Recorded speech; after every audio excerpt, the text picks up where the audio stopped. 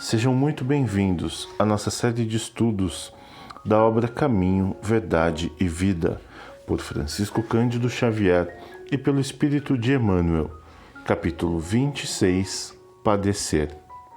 Uma das maiores preocupações do Cristo foi alijar os fantasmas do medo das estradas dos discípulos. A aquisição da fé não constitui fenômeno comum nas sendas da vida. Traduz confiança plena. Afinal, que significará padecer?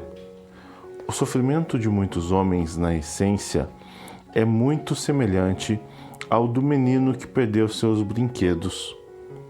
Numerosas criaturas sentem-se iminentemente sofredoras, por não lhe ser possível a prática do mal. Revoltam-se outras porque Deus não lhes atendeu aos caprichos perniciosos. A fim de prestar a devida cooperação ao Evangelho, é justo nos incorporemos à caravana fiel que se pôs a caminho do encontro com Jesus, compreendendo que o amigo leal é o que não procura contender e está sempre disposto à execução das boas tarefas.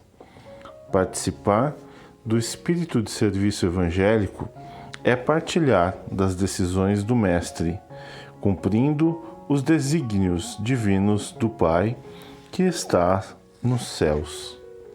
Não temamos, pois, o que possamos vir a sofrer. Deus é o Pai magnânimo e justo. Um Pai não distribui padecimentos, dá corrigendas e toda corrigenda aperfeiçoa. Capítulo 26, Padecer. Bem, fazendo como sempre, aqui os nossos comentários sobre este capítulo, um capítulo bem curtinho, um tema que faz parte, digamos, da vida também de todo mundo, O que seria esse padecimento, Como a gente viu ali, o sofrimento de muitos homens na essência é muito semelhante ao do menino que perdeu os seus brinquedos. Ou seja, nós sofremos, às vezes, por muitas coisas que, de certa forma, nós julgamos grande em alguns momentos, e às vezes até por outras coisas que aparentemente são pequenas, não deveriam ser, talvez, motivos de sofrimento, de padecimento. O padecimento aqui tem uma certa relação, a gente pode associar ele também ao sofrimento, padecer e sofrer, até mesmo por conta dessa frase que a gente acabou de reler. Então, a gente, na verdade, não deve temer, Porque, inclusive, se a gente voltar na frase, essa frase acho que é uma frase que ajuda bastante a compreensão, que o sofrimento de muitos homens, na essência, é muito semelhante ao do menino que perdeu o brinquedo. Ou seja, muitas vezes nós sofremos de fato por nada, ou por muito pouco, porque o menino que perdeu o brinquedo, se a gente fizer uma associação, baseada na leitura, perder o brinquedo não é nada demais, até porque ele pode ser encontrado, ou, em alguns casos, se não se encontra esse brinquedo, ele pode novamente ser adquirido, Então, nós temos isso também na vida. Algumas situações que nos fazem sofrer necessariamente não merecem tanto o nosso foco, não merecem tanto a nossa atenção, até porque aquilo que nós focamos demais, aquilo que nós damos atenção demais, de uma certa forma, ela expande. Por quê? Porque o nosso olhar, o nosso foco acaba ficando tão concentrado naquilo que aquilo realmente se torna grande e parece que nós não enxergamos mais nada à nossa volta ou à volta daquela situação. E aí parece que, de repente, não há solução, ou que, enfim, nós estamos em um momento muito difícil e, de repente, ao olhar de outras pessoas, ou se nós também, de certa forma, conseguíssemos nos distanciar um pouco mais para olhar de mais longe, né? Olhar numa distância maior, talvez a gente enxergasse que aquilo não é tão grande e que é realmente pequeno e até mesmo, em alguns casos, de fácil resolução. Por exemplo, né, mais uma vez sobre esse único parágrafo da leitura, que perder o brinquedo não é nada demais.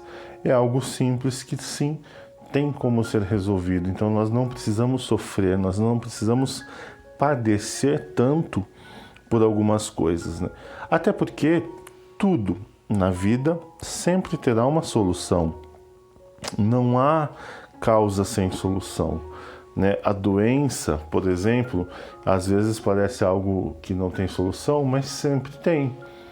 E pode parecer até complicado ou complexo o que eu vou falar agora, mas às vezes a gente já viu isso nas nossas vidas.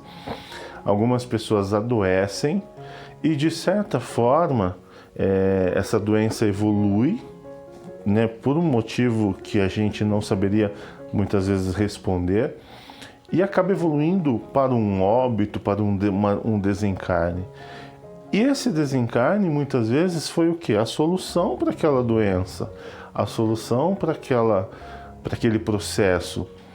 Para nós isso parece muito duro, muito pesado, muito difícil muitas vezes, porque nós, de uma certa forma, olhamos para este momento, para este sofrimento, com dor e com a nossa visão materialista. Mas muitas vezes, aos olhos de Deus e ao propósito necessário daquele espírito, daquele ser humano que muitas vezes desencarna num processo de doença, a doença, na verdade, já era um processo de cura, ou seja, era um processo necessário para um desencarne, para, de uma certa forma, uma preparação, uma forma de evolução, de aprendizado para aquele espírito, que nós, ao nosso olhar, olhando, parece algo tão grande e que a gente não enxerga muitas vezes os motivos, né, o porquê de tudo aquilo, mas tudo sempre tem uma explicação. Então, fazendo, né, esse paralelo do capítulo de hoje, é importante que nós estejamos sempre buscando fortalecer a nossa fé, a nossa autoestima, né, o perdão a nós próprios, né, o auto-perdão, porque a vida se tornará mais leve, as vivências se tornarão mais amplas, mais fáceis, mais confortáveis, e a nossa vida tende a trilhar de uma forma muito melhor. Então que você, né, que está aqui comigo, que está ouvindo esses capítulos, né, da nossa série de estudos, desta obra incrível, faça a sua reflexão, faça a sua análise. De repente, se você está passando por um momento difícil, algum tipo de sofrimento, né, está padecendo por algo, avalie melhor, tente meditar sobre a situação, refletir melhor, que de repente você vai enxergar que há sim uma solução e a sua vida vai ser transformada também como a de tantas pessoas. E lembrando que os capítulos anteriores, né, este foi o nosso 26º capítulo, mas todos os outros estão disponíveis aqui no nosso Instagram, se você estiver com a gente no Instagram, ou então no nosso canal no YouTube. O link está aqui na bio do Instagram. Se você for ali no Linktree do nosso Instagram, lá tem o link para o canal, onde tem todas as leituras também organizadas, tá bom? E eu espero você no próximo capítulo. Obrigado por estar aqui com a gente e a gente se vê no capítulo 27. Até lá!